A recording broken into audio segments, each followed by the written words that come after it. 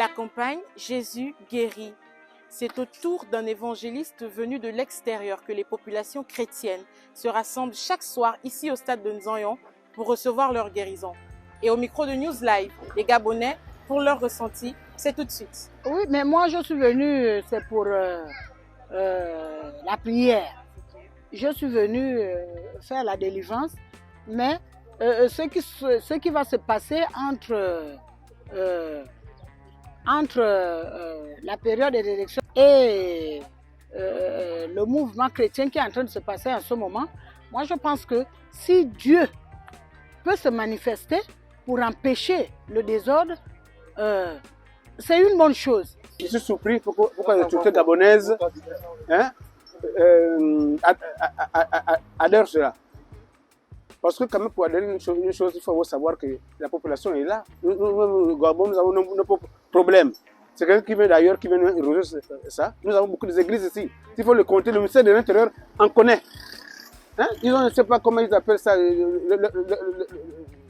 Ils ont un mot qu'ils emploient pour être agréés, machin. L'agrégation des églises là. C'est lui qui a approuvé. Mais pourquoi accepter celui qui veut le Ghana, qui n'a même pas, en fait, il ne connaît pas le sol gabonais, il veut faire un spectacle. Ça, je qualifie ça de cela. Nous sommes en train de fêter un événement heureux. C'est l'événement de Christ. La croisade, Jésus qui guérit. Bon, en fait, pour moi, je trouve ça très maladroit de faire venir un homme de Dieu. Je ne sais pas de quel pays, d'où il vient. Je trouve ça vraiment très, très, très maladroit. C'est comme si on veut faire comprendre qu'il y a des hommes de Dieu gabonais qui ne sont pas compétents, voilà, pour soigner les maux de la population gabonaise ou bien pour régler le souci spirituel de certains Gabonais. Quand je regarde cet événement, j'avais vu ça, je pense, en 82 ou 83, lorsque Jean-Paul II arrive au Gabon. C'est à cette époque que j'ai vu une telle foule, une marée d'hommes. Alors quand je vois encore cela aujourd'hui, je me dis, en fait, c'est une rosée, une nouvelle rosée pour le Gabon. Vous savez, d'abord, moi, je crois en Dieu. Je suis chrétien. Et la question, vraiment, elle est très, très, très pertinente en temps normal, tout en sachant que je suis un Gabonais. Dans ce genre d'ajustement, la vérité est que c'est d'abord les gens de ce pays qui le veulent. Vous comprenez, non?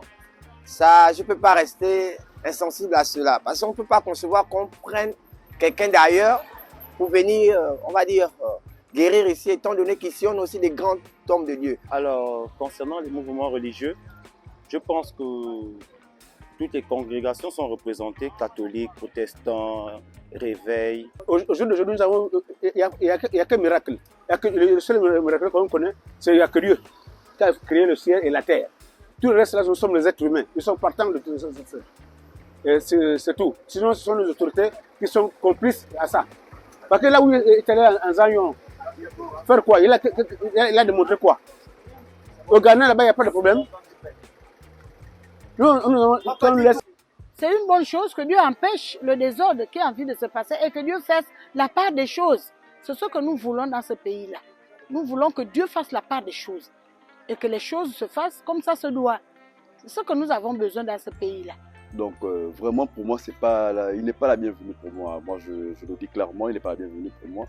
Et puis quand je regarde l'engouement qu'il y a, vraiment, c'est comme s'il y a quelque chose d'autre derrière ça qui laisse vraiment des idées. En fait, on doit se poser des questions. Mais sincèrement, pour moi, c'est très maladroit. Ça, pour moi, n'est pas la bienvenue ici.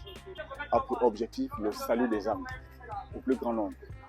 Comme la Bible dit bien, aller dans toutes les nations pour en faire des disciples.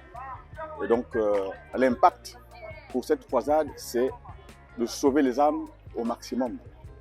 Pour que là où il y a les ténèbres, qu'il y ait la lumière. Vous savez, au Gabon, on aime la nouveauté.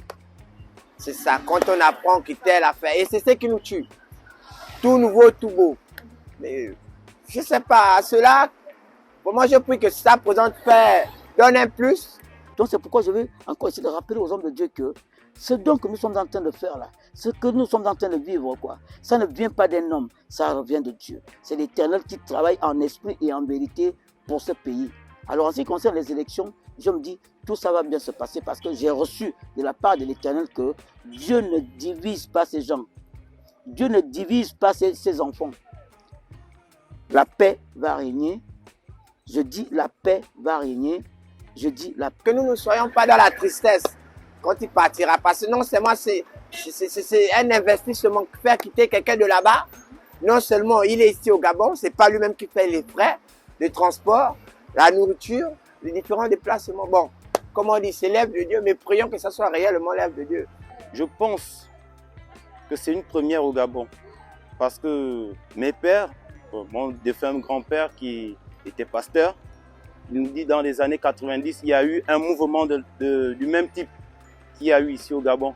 Et je crois que depuis que je suis né, c'est la première fois qu'il y a autant de chrétiens, autant d'hommes qui prient le Dieu vivant, réunis au même endroit et avec un seul objectif, celui de voir le plus grand nombre être sauvé, celui de voir le corps de Christ, comme la Bible nous le demande, le corps de Christ réuni, travaillant ensemble dans le but que Dieu nous a confié, c'est celui d'aller et de prêcher la parole à toute la création.